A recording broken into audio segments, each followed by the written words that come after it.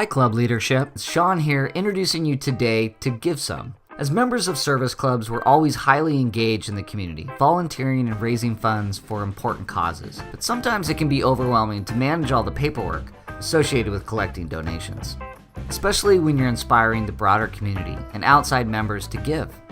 But Give Some is here to help and be your fundraising event and volunteer partner. With Give Some, you can create, promote, and track all of your fundraising initiatives, including building fundraising pages, increasing donor engagement, and saving time with quick access to data. Give Some's modern, optimized fundraising pages makes it easy for donors to complete donations and purchase tickets to events, like galas and golf tournaments. And of course, all campaigns can quickly be shared to social media, so other members of your community can easily participate. And as donations come in, you'll see them all from one simplified location, making donor management a breeze. So what are we waiting for? Let's get started and begin fundraising today with Give Some. Please let me introduce you to Kristen. She is a fundraising strategist with over 10 years. She has been helping Orange County nonprofits bring in over $10 million for their causes. Her 360 approach is engaged, always in unique perspective that not only raises money, but re-engages past contributors, elevates participation with current contributors, and encourages new contributors. She is also a Rotarian of Laguna Niguel Club in Orange County. And with that, I would like to introduce you to Kristen. Take it away. Should I do a tap dance? Yeah, that would be fun. That'd be fun. Good morning. Thank you guys for joining us today. We're super excited to be working with you all. Today we'll be brainstorming for the LA Rotary District 5280's Polio Plus campaign. This is set to launch October 17th and run through October 24th, which is World Polio Day. And I'm sure all you guys have been there, done that, and know how this programming in Polio Plus works. The history of the event, just real briefly, if there's anybody newer to this event specifically, the eradication of polio is a pillar cause for the Rotary International. And District 5280 has annually participated in this international campaign as Polio Plus, as they did last year and have done in previous years. This year specifically, Bill and Melinda Gates Foundation has pledged to triple the amount of the funds raised through International Rotary for Polio Plus, which is unbelievable. To have any organization that benefits from someone who will triple what you make, it's very, very, very valuable. The Plus in Polio Plus also supports efforts pertaining to global sufferings other than just polio. Cholera, Ebola, SARS, H1N1, malaria, and of course added new this year, COVID-19. Fundraising in the COVID-19 pandemic looks extremely different than it has ever looked in the history of fundraising.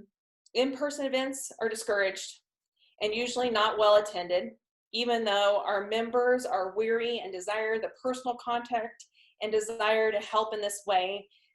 For a lot of our members in high-risk categories, it's just not possible.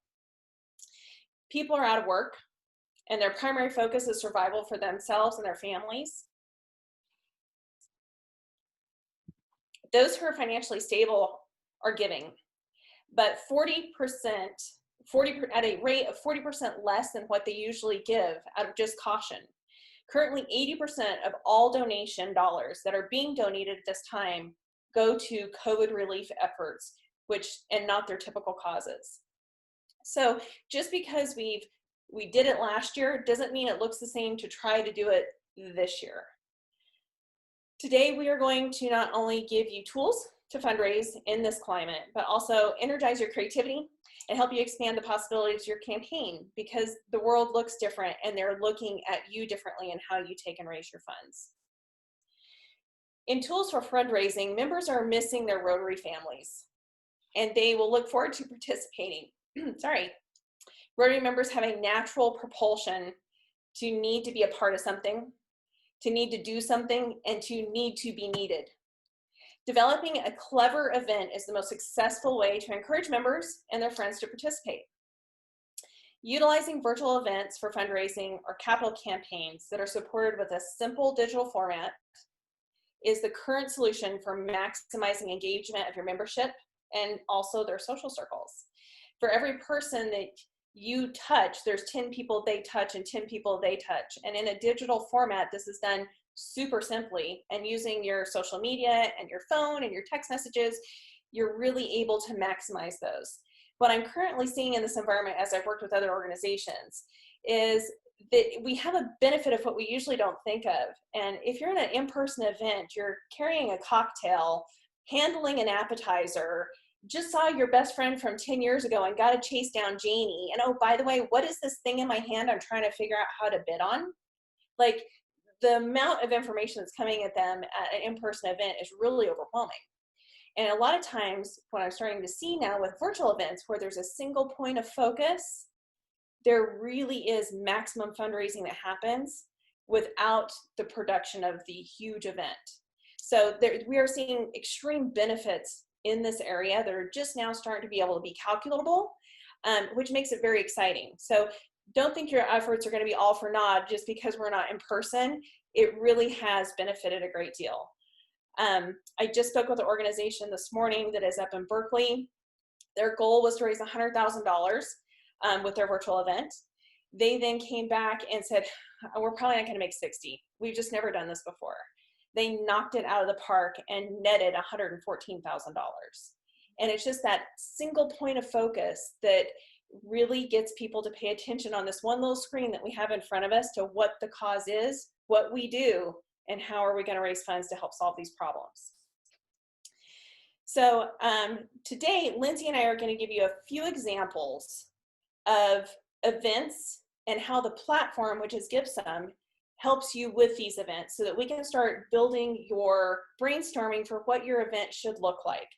Every organization has members that bring their talents to the organization. Some are really overloaded with wonderful tech talent. Some are overloaded with people who love to do centerpieces. People are overloaded with people who are athletic and want to do walkathons. So each of the events is going to be curtailed to what your talents are within your own membership. We want to help you gather those, streamline it so that it's something that's doable in a short time frame, and raise the money it's supposed to raise. So I want to take, and today we're going to take, and just remember that the goal that has been set is each individual has a preset goal of $100 to raise for this campaign. The first opportunity that we want to take a look at for a potential event would be what is either called an opportunity drawing or a sweepstakes. What this is that your organization will procure one large, well-rounded, valuable item. So instead of going out like an auction and getting several items that you're packaging in little bundles, just concentrate on one. And then with that, you're able to sell opportunity tickets that then also, along with that platform, gives them an option to donate as well. This is how then you would make money. So Lindsay's going to take and show via screen share what that would look like on the GiveSome system. Great, thank you, Kristen. So here is an example of what an opportunity drawing page would look like. We have the date and time, key logistics. I'm easily able to purchase my opportunity tickets here, include all of my information as well. And then a key feature is I'm easily able to share this page on social media, email, so I can send it out to all of my network. I have all the all the opportunity tickets here as well, include videos and photos throughout the page too. So as you can see, the format is very streamlined, nice white background, easy to read, easy to navigate. The second thing that with the second event that we wanted to kind of show you, so you can kind of spur some ideas here, is a ticketed event. So you're going to sell tickets to a virtual experience. We have three here to kind of stir that thought process a little bit, but I've had some great success with virtual luncheons. This is, a window of time that's 45 minutes maximum. It gives you a tiny window to be able to say what your Rotary is and why you should, join our membership versus others, and what it means to be a Rotarian. You also have just a little bit of format there where your guest speaker maybe has written a book or something to that respect. And that guest speaker, you can either take and send them then a link to Amazon, where they can take and download and pre-read the book when they take and ticket their event. There's a lot of add-ons you can kind of do to juicy this up and make it look more complicated than it really is, because this is a simple format. What I like about this is it's staged kind of in the middle of the day. People are doing their work, just like I see several of you are here doing your work, and maybe you're also taking and watching the stock market on the side as it's running, or you're texting your buddy underneath to try to keep work going as you're taking and participating in a fundraiser. So it seems to function really well. I've seen some great success. My averages right now on luncheons is that with 100 people in attendance, you're seeing a net revenue of about $10,000, and it's super simple to take and put these together. But this is a ticketed event. There's also been things along that same thought process or format, a virtual comedy show where you have a comedian who joins you and he does an entire comedy show, but it's a ticketed event. And then virtual cooking classes are something that we're starting to see online a great deal. Now they can be as simple as, in the beginning, you get a list of ingredients and you cook along with in your own kitchen, which is super fun, clear to the extent of having a catering company come in or a specific chef come in to your house and cook that meal for you along with whoever's presenting. And then you have a meal for your family or 10, or so you can kind of gauge it to however extreme you want to do it, but there's a lot of stuff there that you can do as well. Of course, throughout this entire presentation, they can donate now. It's super powerful because the donate now just keeps that reoccurring donation and feeding that pipeline, even if they can't be there for the entire stint of whatever is virtually going on. Lindsay, would you want to take and show them what a ticketed event looks like? Yeah, thank you. Okay, so this is a virtual comedy night example. This is actually an idea that we did brainstorm with Calabasas because they do have access to a comedian. So what this looks like, again, you can easily share it on social media, purchase my tickets, sponsors, and make donations. Since this is a virtual event, just very similar to the way that you joined this Zoom meeting today, is you can include the link to your virtual event here so people can access it. Easily buy your tickets, complete your sponsorships, include videos and photos, and include logos to my sponsors as well. Of course, contact information for any questions. So it's very simple page, and then you're able to, on the back end, manage all of your data. So we won't go into that on this particular webinar, that'll be for another day, but all of your data is stored in one place so you can manage how many tickets you have, who's purchased tickets, who's made donations. Great. So with that, then we have kind of a virtual run walk event is kind of how we want to present it, but it would be anything that would be in a pledge type format. We have even seen creatively is golf. So virtual golf, where you take and you buy your foursome and then you go out and you golf on your own and you come back and you report your scores. So you can kind of take this pledge thought process. How many push-ups do you want to do? How many sit-ups do you want to do? How many books do you want to read? This pledge format can really dig as deep as you want to become clever about how you go about doing it. In the virtual format, it's set up so that you build your pledges. Of course, people in straight just donate. And then you can also take, I'm sorry. When you have children at home, there you go. I see a lot of smiles. People know what I'm talking about, right? So when you're taking and doing the pledges, it's a great format. It's easy to do, but people can really do it if you have one good buddy that you trust that you don't need to social distance, or you want to walk at 6 feet apart. You can take and do that in this format. And I know that originally, Amy, that was what you spoke about, is the get active thought process behind this original thought to the campaign this year. This would be where we could facilitate that. And then Lindsay does have a format ready to show you as well. Yeah.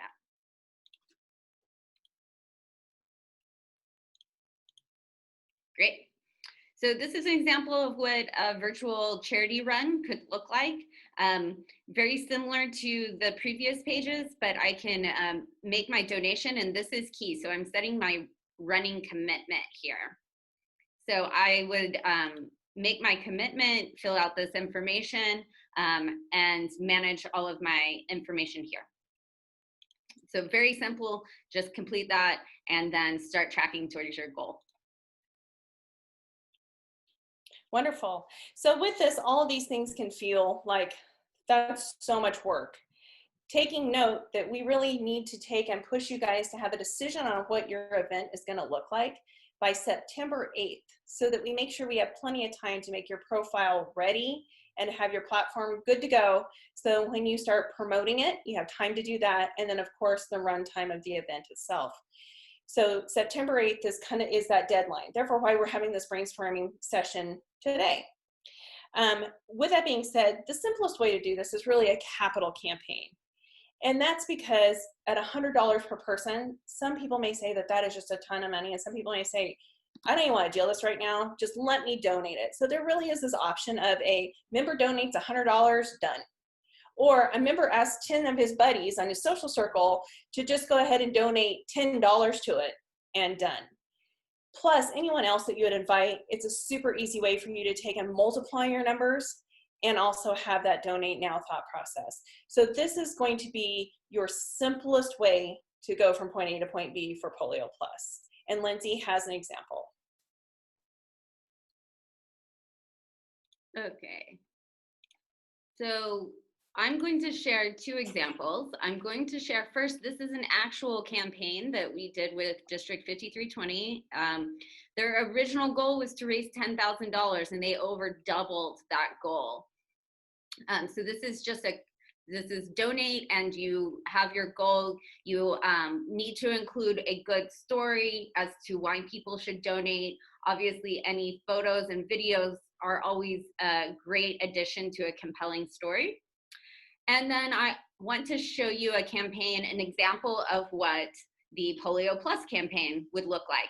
Now, I used Woodland Hills as an example because we've worked with them before.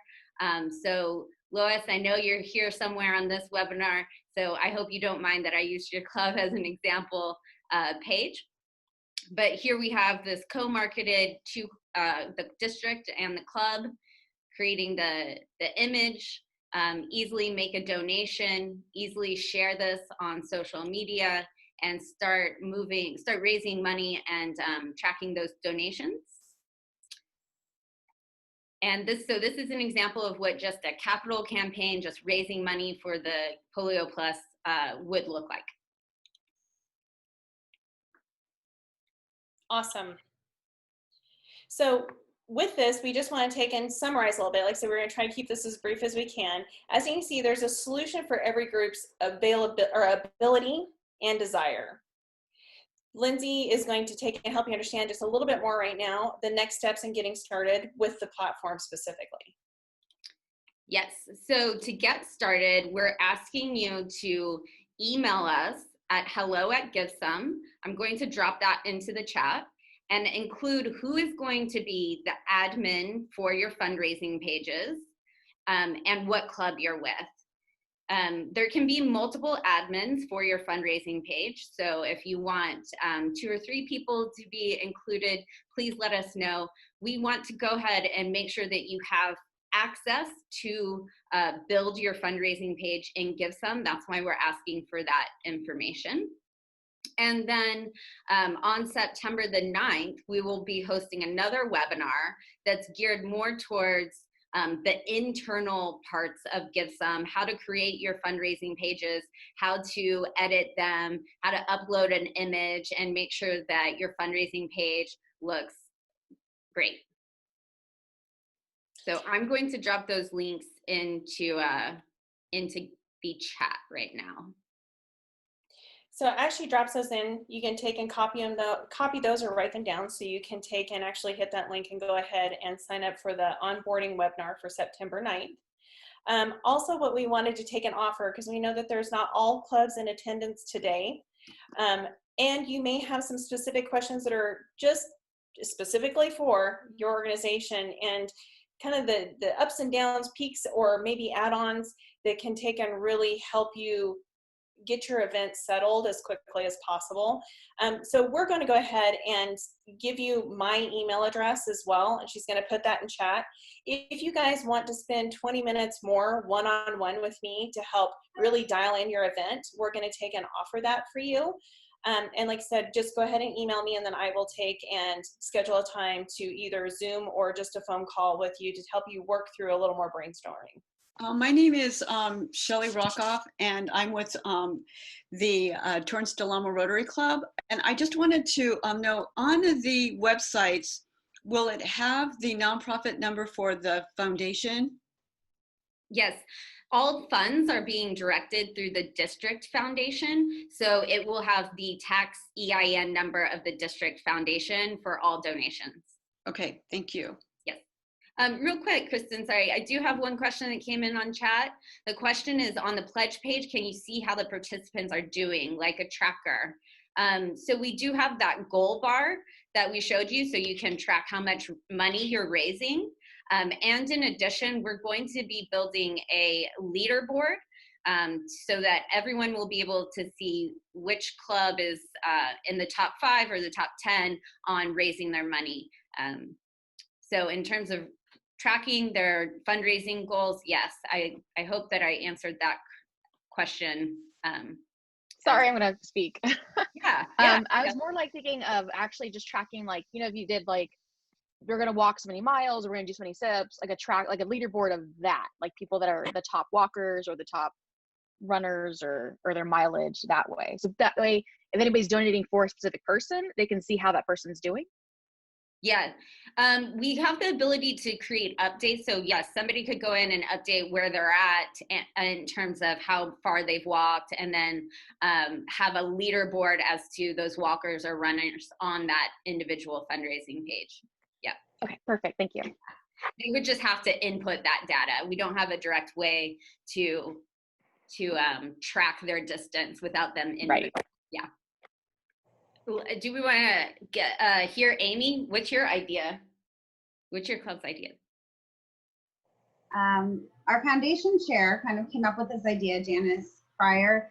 We were thinking of, because our club is a mix of ages and we weren't sure that the Get Active was going to be as successful for us, we're doing a kind of virtual bingo where everything on the bingo card, instead of bingo, maybe see polio plus, everything's actually the same. The squares are the same. We're just trying to get everyone in our club to get bingo by asking friends for $20, which I think we covered. I think it covers 7 vaccines. I can't remember, but we looked it up on the RI website. And of course, the idea will be to black out our cards, in which case we'll be raising significant funds. But we thought this was a really easy way. Just get $20 from friends. Of course, if they want to give more, that's great.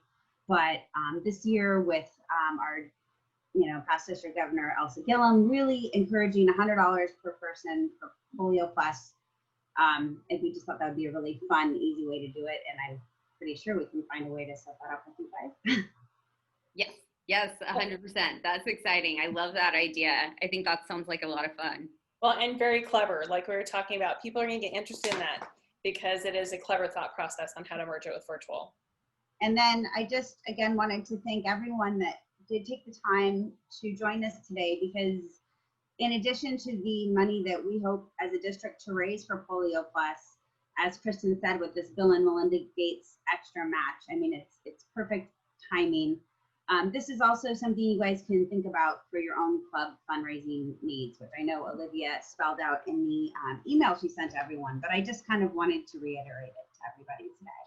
I had one other question in the chat about receipts, and a couple more questions that I'm going to run through. So every donor is automatically emailed a receipt that works for their tax purposes, and you can also include a thank you message in that note that you can customize.